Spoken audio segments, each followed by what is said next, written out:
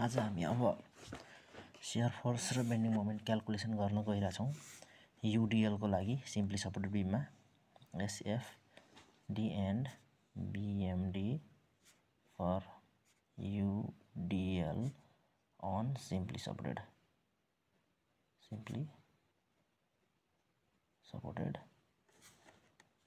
beam है त।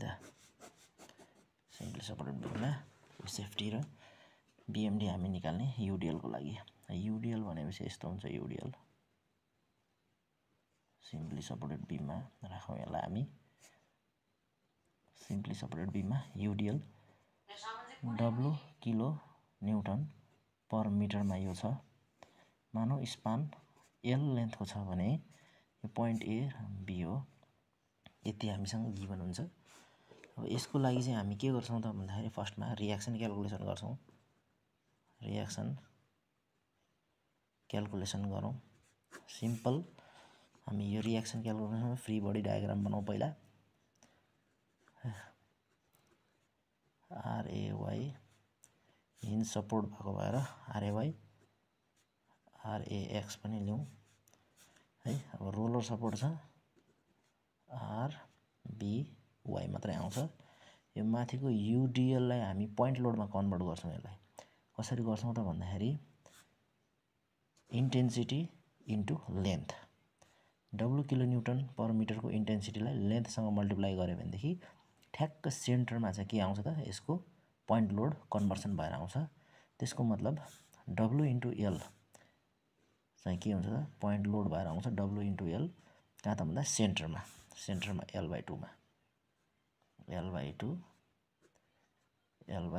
मा आउँछ यो है त। अब फटाफट रियाक्सन क्याल्कुलेसन गरौँ स्ट्याटिक्स को इक्वेसन युज गरेर। सिम्पली धेरै टाइम वेस्ट नगरौँ। RAY यस्तो गरौँ समेसन FY = 0। यो हाम्रो स्ट्याटिक्स को इक्वेसन हो। RY + RBY = WL equation 1। RAX = 0 equation 2। अब हामी RAY र RBY मध्ये कुनै पनि निकाल्न सक्छौं। कसरी त भन्दाखेरि मोमेन्ट लिएर। फर एक्जाम्पल RAY निकाल्नु छ भने पोइन्ट B मा मोमेन्ट लिने। किनभने RAY मै मोमेन्ट लिए भने RAY लाई त हामी क्यान्सल गरिहाल्छौं। त्यही भएर पोइन्ट B मा लिने। RBY निकाल्नु छ भने पोइन्ट A मा मोमेन्ट लिने। अब म चाहिँ taking moment at point B गर्छु है त। पोइन्ट B मा मैले मोमेन्ट लिँदा RAY इन्टु B मा मोमेन्ट लिँदा RAY into L span into L। त्यसपछि यो यसरी गइराखेको छ मोमेन्ट भने यसको मोमेन्ट आउँछ अब काउन्टरएक्ट गर्न = यो W kilo Newton WL kilo Newton चाहिँ के छ त भन्दाखेरि यसको चाहिँ मोमेन्ट चाहिँ WL इन्टु कति हुन्छ त यहाँदेखि यहाँसम्म डिस्टेन्स L/2 हुन्छ। त्यसो गर्दाखेरि यो L र यो L काट्यो। RAY = WL/2 हामीसँग इक्वेसन 3 पनि आयो। From equation 1 and 3 we get के पाइन्छ त भन्दा RBY पनि के पाइन्छ त WL/2 नै हामी पाउँछौं। क्याल्कुलेसन गर्न सकिन्छ है त। RAY र RBY रियाक्सन निक्लियो। ल अब रियाक्सन निक्लिसकेपछि हामी के गर्छौं त भन्दाखेरि शियर फोर्स क्याल्कुलेसन गर्नतिर लाग्छौं है त। यहीँनिर सुरु गरौँ है त शियर फोर्स क्याल्कुलेसन गर्न। फर शियर फोर्स को लागि चाहिँ के गर्छौं त भन्दाखेरि यसो गरौँ न। शियर फोर्स को लागि चाहिँ के गर्छौं त भन्दाखेरि यो जुन AB सेक्सनलाई चाहिँ म के गर्छु त AB बीमलाई चाहिँ म बिचमा कहीँ कट गर्छु। कहीँ कट गर्न सक्छु। फर एक्जाम्पल मैले यो बीमलाई मैले कहीँ कट गर्छु। मानौ यो अहिले हामीलाई दिएको UDL यो कन्डिसनमा छ। यहाँनिर A यहाँनिर B छ। मैले यहाँनिर रियाक्सन निकालेर राखेको छु WL/2 RAY WL/2 RBY। यहाँ माथि ठ्याक्कै सेन्टरमा WL आइरहेछ। मानौ म यहाँनिर कहीँ कट गर्छु X डिस्टेन्समा। फर एक्जाम्पल X डिस्टेन्समा मैले के गर्दै त काट्दिएँ। अब यहाँनिर जाउँ है त। अर्को डिरेक्सनमा जाउँ अर्को साइडमा। अब यहाँ कट गरिसकेपछि त अब यसलाई म अलिकति इनलार्जमा बनाउँछु। यहाँ WL/2 छँदैछ, यहाँ माथिबाट UDL छँदैछ हैन। यो कट गरेपछि यहाँदेखि यहाँसम्म डिस्टेन्स x छँदैछ। अनि यहाँनिर चाहिँ हाम्रो साइन कन्भेन्सन अनुसार यो लेफ्ट राइट साइडमा चाहिँ v डाउन लिने चलन छ, लेफ्ट साइडमा v अप लिने चलन छ। साइन कन्भेन्सनको कुरो छ। अब यहाँनिर यो UDL फेरि W किलोन्युटन पर मिटरै हो अकर्डिङ टु क्वेसन। यो टोटल डिस्टेन्स x हो भने यतिलाई मात्र के गर्छ, पोइन्ट लोडमा गर्नु पर्दाखेरि W इन्टु x आउँछ यहाँ। ठिक छ। अब again using equation of statics गरौँ हामी। यो र यो तीनटा लोड छ। अब हामी के गर्छौँ त स्ट्याटिक्सको इक्वेसन लिँदाखेरि WL/2 is equal to WX plus V गर्न सक्छौँ। Therefore V is equal to WL/2 minus WX है त। यो जेनरल लिनियर इक्वेसन हो, फर्स्ट डिग्री इक्वेसन छ यो। x को भ्यालु 1 डिग्रीमा त्यही भएर यो लाइन आउँछ, स्ट्रेट लाइन आउँछ।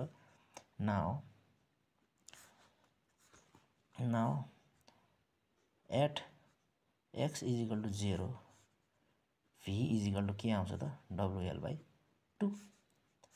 At x is equal to L/2 के आउँछ, v इज इक्वल टु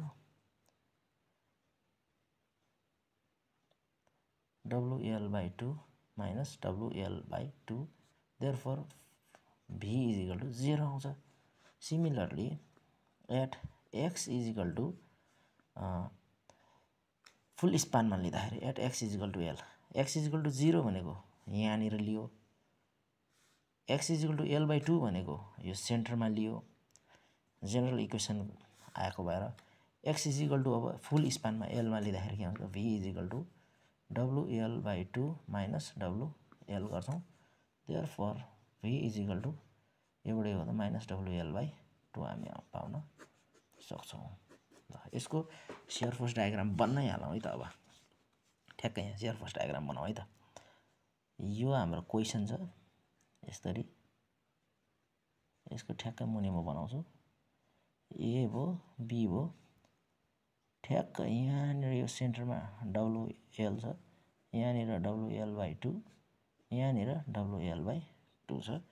ठ्याक्क यसको चाहिँ सियर फोर्स डायग्राम माथितिर मानव पोजिटिभ लियो, तलतिर नेगेटिभ लियो भनेदेखि पोइन्ट एमा हाम्रो पोइन्ट एमा at x is equal to 0 कति छ त WL/2 छ। यहाँ ठ्याक्क WL/2 यहाँ मानौ, दिस इज WL/2 है। ट्याक्कै यो सेन्टरमा हाम्रो के छ त सियर फोर्सको भ्यालु 0 छ, यहाँ 0 छ।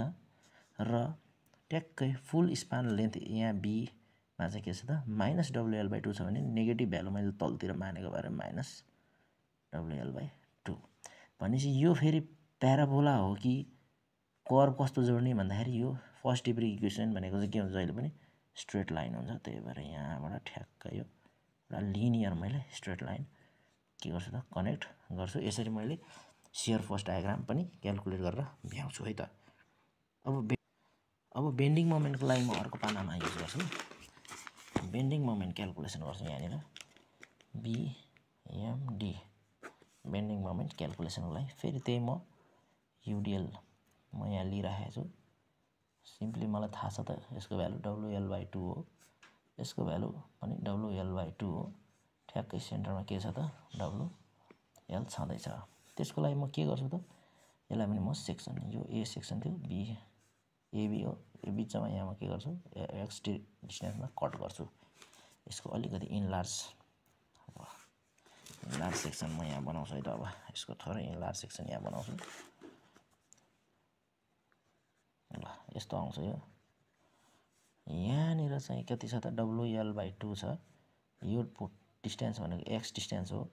यहाँनिर मोमेन्ट क्याल्कुलेट गर्ने हो मैले। अब ल मोमेन्ट क्याल्कुलेट गर्नको लागि मलाई थाहा भइसकेछ यो स्मल डिस्टेन्स x को लागि र यो uniformly distributed W kilonewton per metre छ भने यो सेन्टरमा WX लोड आइसकेको हुन्छ जहिले पनि।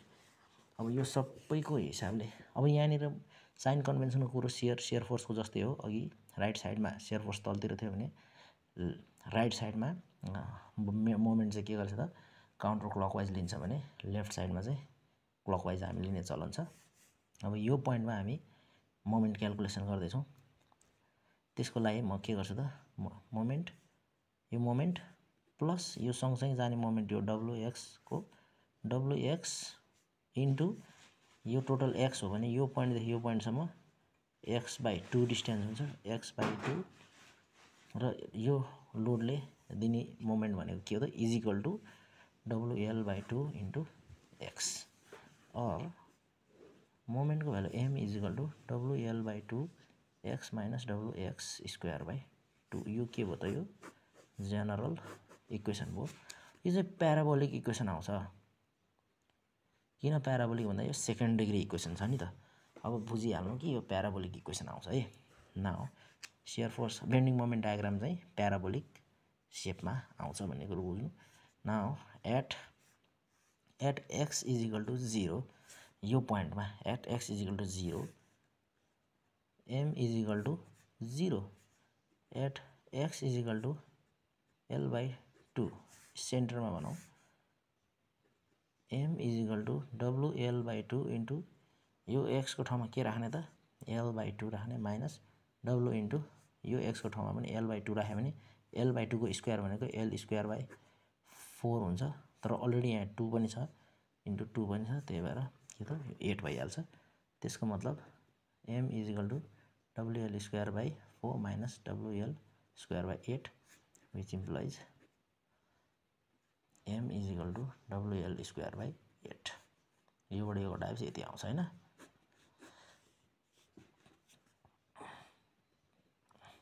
अब यहाँनिर एट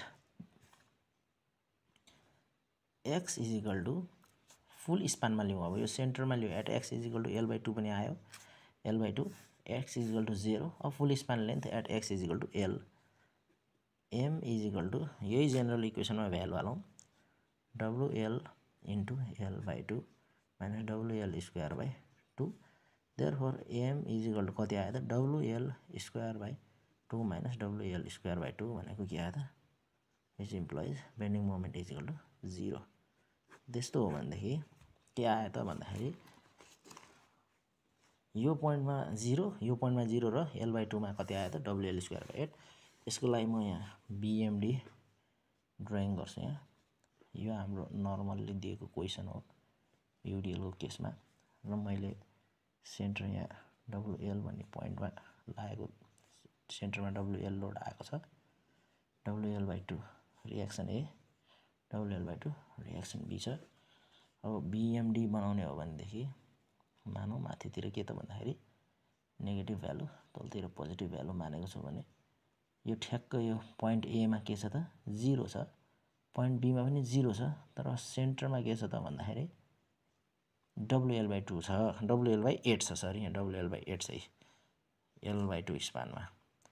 अब यहाँनिर स्ट्रेट लाइन जोड्ने कि प्याराबोलिक कर्भ जोड्ने भन्दाखेरि यो इक्वेसनले दिइसकेछ this is the general equation र यसले प्याराबोलिक कर्भ हुन्छ है भनेर भनिसकेपछि यहाँ ठ्याक्क यसरी एउटा प्याराबोलिक कर्भ बनाउने र यसको इन्टेन्सिटी अथवा डेप्थको कुरो गरिन्छ भनेदेखि यसको डेप्थको कुरो यहाँदेखि यहाँसम्म गरिन्छ भने यो चाहिँ कति छ त WL²/8 हाम्रो भ्यालु हुन्छ। र यो जुन पोइन्ट अघि यो जुन पोइन्टमा बेन्डिङ मोमेन्ट म्याक्सिमम भएको छ त्यो पोइन्टमा शियर फोर्स के भएको त एकदम मिनिमम भएको छ। यो कुरोलाई हामीले ध्यान दिनुपर्छ 0 भएको छ त्यही भएर म्याक्सिमम बेन्डिङ मोमेन्ट हुँदा मिनिमम शियर फोर्स पनि भइरहेको हुन्छ। चाहे यस्तो शियर फोर्सहरूले बेन्डिङ मोमेन्टले चाहे साइन चेन्ज गर्छ त्यसलाई चाहिँ क्रिटिकल पोइन्ट पनि भनिन्छ पोइन्ट अफ इन्फ्लेक्सन भन्ने गर्दछौँ है त। यति गरेपछि UDL को हामी UDL को शियर फोर्स पनि क्याल्कुलेट गर्यो र UDL को बेन्डिङ मोमेन्ट पनि क्याल्कुलेट गर्यौँ है त। धन्यवाद।